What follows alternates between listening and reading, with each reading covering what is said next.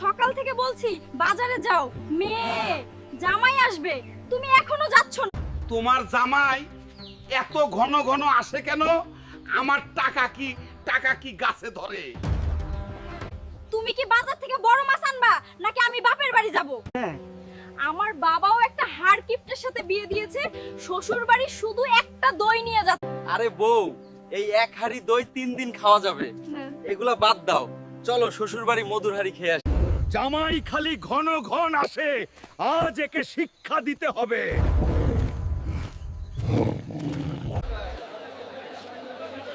আমাকে একটা বড় মাছ দাও তো।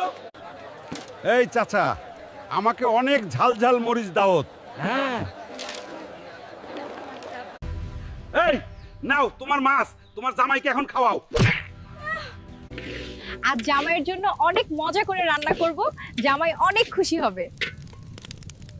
জামাই, আজ তুমি বুঝবে কত মজা। জামাই মজা করে খাও, সব তোমার জন্য।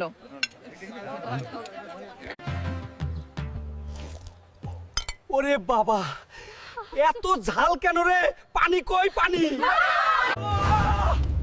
ওরে বাবা, এত ঝাল! আমি আর শ্বশুর বাড়ি আসবো না। শ্বশুর বাড়ি মধুর হাড়ি বেশি আসলে জুতোর বাড়ি। তুমি তো জামাইকে ঝাল খায় ভাগিয়ে দিছো। আমার বাবা মা আসছে, তাদের সাথে এমন করলে তোমার খবর আছে? আবার অতিথি আসবে, আমার টাকা খরচ হবে।